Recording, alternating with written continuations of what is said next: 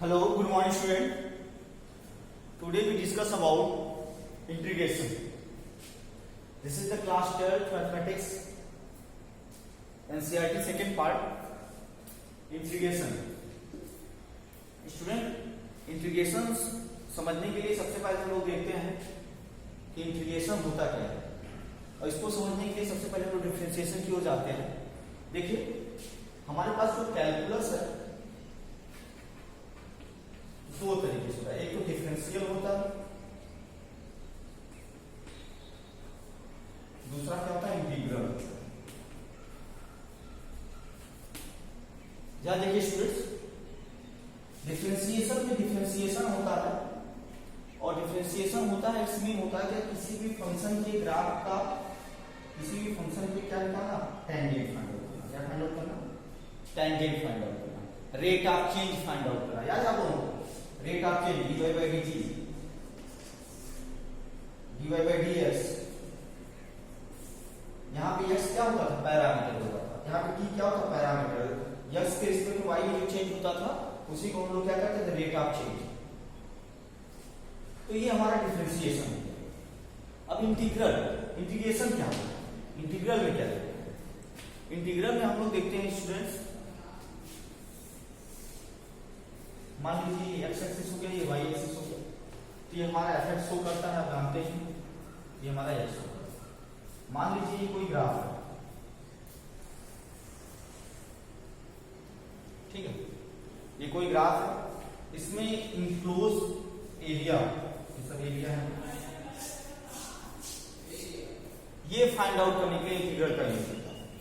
तो enclose figure में जो एरिया होता है उसी को फाइंड आउट करना हमारा क्या होता है स्टूडेंट्स? इंटीग्रल का यूज होता है। अब उसे किस तरीके से करते हैं, कैसे करते हैं, क्यों करते हैं, सारी चीजों को ध्यान में रखते हुए हम लोग इसे समझेंगे। ध्यान देखिए स्टूडेंट,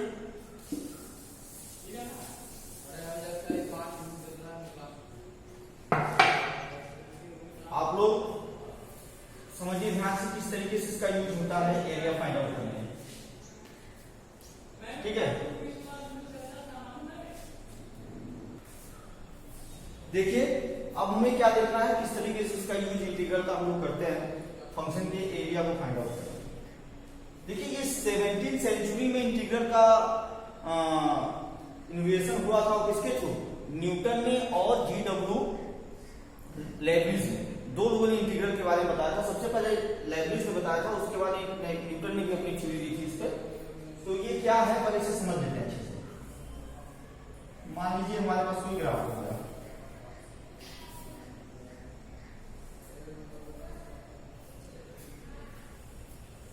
इस तरीके से मान लीजिए कोई ग्राफ होगा। अब इसमें हमें एरिया फाइंड आउट करना है इसके इंक्लोज फिगर। देखिए स्टूडेंट, अगर हमें इसका एरिया फाइंड आउट करना है तो हम किस तरीके से फाइंड आउट कर सकते हैं? एरिया हम लोग जानते हैं, हम लोग ट्रायंगल का एरिया फाइंड आउट कर सकते हैं, सर्किल का एरिया फाइंड आउट कर सकते हैं, रेक्टेंगल का एरिया फाइंड आउट कर सकते हैं। लेकिन ये क्या है, एक कर्व फिगर है, इसका एरिया फाइंड आउट करना थोड़ा सा मुश्किल है। इसके एरिया के किसी फार्मूले पर डिपेंड है, इसका इंटीग्रल का यूज होता है।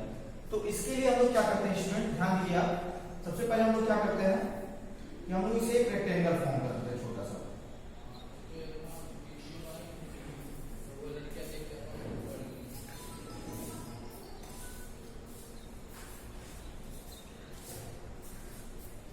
देखिए छोटे छोटे रेक्टेंगल हम इसे तोड़ देते हैं तो हमारे पास ये एरिया फाइंड आउट इसका हो जाता है। लेकिन हमारे पास ये चीजें रह जाती हैं, ये जो हमारे पास डॉटेड फिगर है, ये इसका एरिया में फाइंड आउट नहीं पा रहा है। ये रेक्टेंगल हम निकालेंगे, इस रेक्टेंगल का निकालेंगे, इस रेक्टेंगल का, इस रेक्टेंगल, इस रेक्टेंगल, लेकिन हमें ये भी अभी जो डॉटेड फिगर है इसका एरिया भी बच जाएगा। तो इसका एरिया फाइंड आउट करने के लिए हम लोग क्या करते हैं, ढेर सारे रेक्टेंगल छोटे छोटे बनाते हैं। ध्यान देखिए, अब ये इतना कितने रेक्टेंगल, 1 2 3 4 5 6 7 रेक्टेंगल हमारे पास है, तब भी ये इतना बचा हुआ है। अगर रेक्टेंगल हम लोग बढ़ा दें, रेक्टेंगल हम लोग बढ़ा दें तो हम लोग क्या करेंगे, इसकी एरिया कम होती चली जाएगी। इसकी एरिया जितनी कम होगी उतना ही आसान हो जाएगा। अगर आप लोग ध्यान से देखें नेक्स्ट फिगर में, तो किस तरीके से इसकी एरिया कम हो जाती है।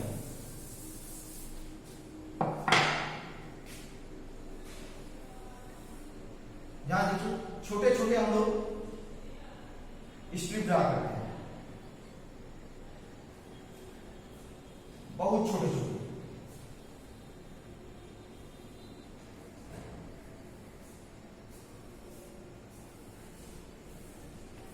इसी तरीके से ढेर सारे रेक्टेंगल बनाते हैं, बहुत ही छोटे छोटे। इससे क्या होता है, ये फिगर बहुत कम हो जाता है। तब ये एरिया जितना बचता है, ये बहुत ही डाटेड जो एरिया बचता है, ये बहुत ही कम होता है। जब ढेर सारे लोग रेक्टेंगल बना देंगे तो इससे क्या हो जाएगा, ये क्या हो जाएगा, हमारे पास बहुत ही कम हो जाएगा, तो सब लोग निग्लिजिबल मान लेंगे। तो इसका मतलब इस क्लोज फिगर का हमें एरिया फाइंड आउट हो जाएगा। तो ये किसने बताया, लेबनिज और न्यूटन ने बताया था। अब अगर इसका हमें एरिया फाइंड आउट करना, हम जानते हैं स्टूडेंट ढेर सारे रेक्टेंगल हैं, हम लोग जानते हैं। मान लीजिए इसमें इनफाइनाइट रेक्टेंगल है, कितने रेक्टेंगल है, इनफाइनाइट, पता नहीं क्लोज फिगर कितना बड़ा है, इनफाइनाइट रेक्टेंगल है या फिर फाइनाइट ही रेक्टेंगल है। तो इसमें देख लेते हैं हम लोग i = 1 to n।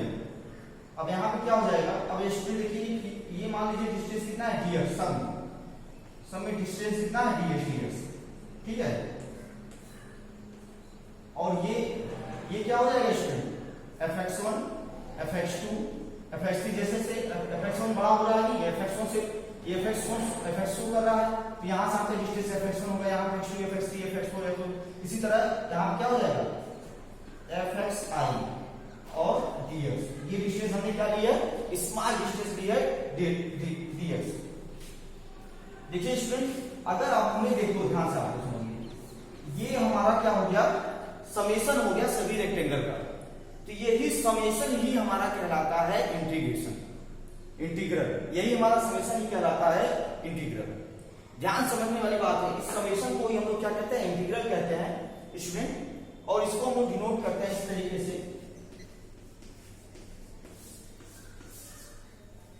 ठीक है।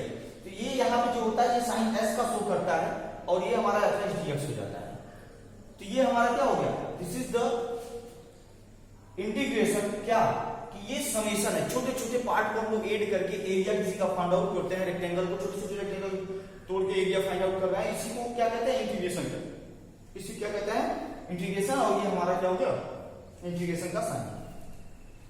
अब अगर हमें इसमें फाइनाइट हो तो वो डेफिनेट इंटीग्रल में आता है। इसमें आता है फाइनाइट, तो मान लो यहाँ पे कितने स्ट्रिप है, 1 2 3 4 5 6 7 स्ट्रिप। यहाँ से यहाँ तक का डिस्टेंस हमारे पास पता चल जाए a, और यहाँ से तक का मिल जाए b। तो हम लोग जानते हैं, तो a to b लिमिट लगा देंगे, तो ये हमारे पास क्या हो जाएगा, डेफिनेट इंटीग्रल हो जाएगा। तो अगर हम लोग फाइनाइट एरिया फाइंड आउट कर रहे हैं, फाइनाइट रेक्टेंगल में उसमें उसे तोड़ के फाइनाइट कर रहे हैं, तो डेफिनेट इंटीग्रल में आता है। अगर इनफाइनाइट में चल रहा है तो इंडेफिनिट इंटीग्रल आता है। तो उसमें ढेर सारी फैमिली की बात करते हैं, तो उसमें क्या होता है, जैसे देखिए fs dx की वैल्यू मान लीजिए यहाँ को यार f1x प्लस c।